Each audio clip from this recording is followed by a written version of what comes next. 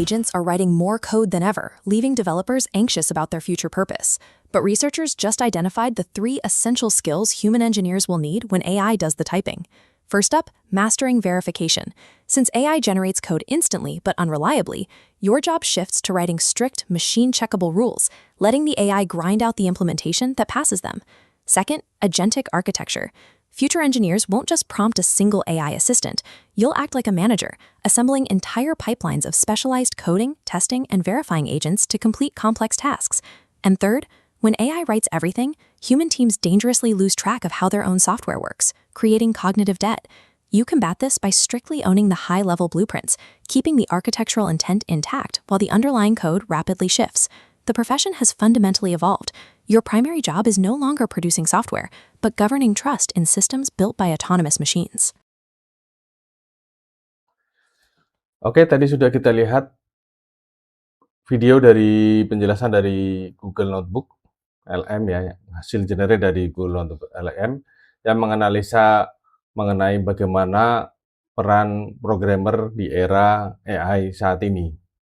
Ya, itu sangat menarik karena banyak orang atau programmer terutama yang merasa, wah nanti peran saya digantikan karena semuanya bisa di-generate pakai AI. Dan menurut survei data analitik ada beberapa perusahaan yang kemudian akan kembali menarik para programmer. Nah, tetapi ada pergeseran, perubahan mengenai peran dari seorang programmer. Tadi secara singkat tadi sudah disampaikan di dalam video ya. Ini akan sedikit saya tambahkan keterangan untuk memudahkan. Jadi ada 3 kompetensi lah ya yang perlu dimiliki oleh seorang programmer. Yang pertama yaitu mengenai bahwa dia verifikasi dan validasi. Yang kedua, dia harus bisa memanage seluruh agentic AI, agent AI itu. Dan yang ketiga, dia harus bisa memiliki scope yang luas mengenai bagaimana sistem itu bekerja. Mari kita lihat satu-satu. Jadi, pada bagian yang pertama itu, karena ya di sini dibilang kode makin murah. Jadi karena dengan prompt aja udah langsung bisa ke-generate.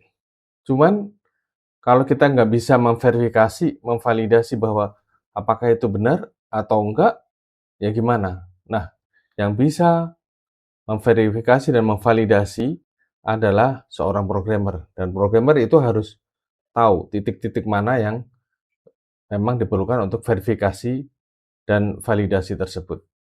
Itu yang dilakukan oleh seorang programmer. Jadi seperti ini, misalnya ada kebutuhan, requirement kayak gitu, kemudian harus diterjemahkan, dibuatkan spesifikasi oleh ya engineer, oleh programmer seperti kita ini. Sehingga keluarnya adalah sebuah prompt yang jelas, yang details mengenai apa yang harus di-generate. Kemudian pembuatan sistem itu kemudian akan menjadi semakin kompleks, bukan? Tidak bisa kita akan menjerat sebuah aplikasi tentu dengan satu prompt. Pastinya ada beberapa, nanti buat testingnya sendiri. Jadi kita harus bisa memecah-mecah atau istilahnya adalah dekomposisi ya, merancang strukturnya supaya agen tersebut bisa berkolaborasi. Jadi di mana ini memproduksi agen ini memproduksi apa, agen ini mengecek apa, melakukan apa masing-masing itu. Nah, kita yang harus bisa menyusun itu supaya menghasilkan kerjasama yang baik. Yang dari pengalaman saya misalnya dari program yang dibuat oleh tim back-end harus bisa di handover ke front end. Nah, ini bisa dibuatkan sebuah dokumentasi dan kita bisa minta agent AI tersebut untuk membuat dokumentasinya. Itu yang part kedua. Jadi secara gambaran seperti ini. Jadi ada kebutuhan domainnya apa, pengujian eksekusinya gimana, spesifikasinya. Nah, eee, kita menentukan gimana agen-agen itu, bekerja sama, seperti itu. Nah, yang ketiga adalah ketika software itu dibuat sudah semakin kompleks, ya kan, semakin banyak. Nah, itu padahal kan yang katakanlah untuk efisiensi yang manage nanti hanya satu 2 programmer saja, artinya dia kan harus mengetahui keseluruhan sistem tersebut.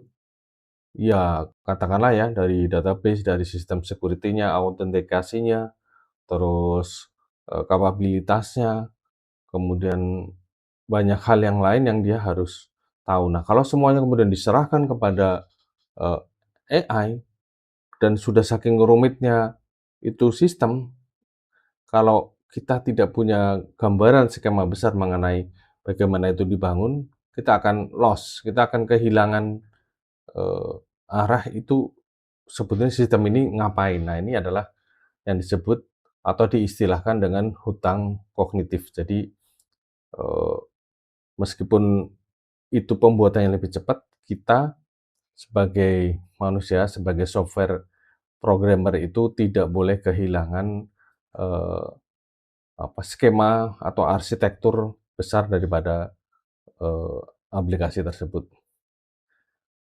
Demikianlah, mudah-mudahan bisa dipahami, eee, file ini akan dibagikan di dalam link. Terima kasih.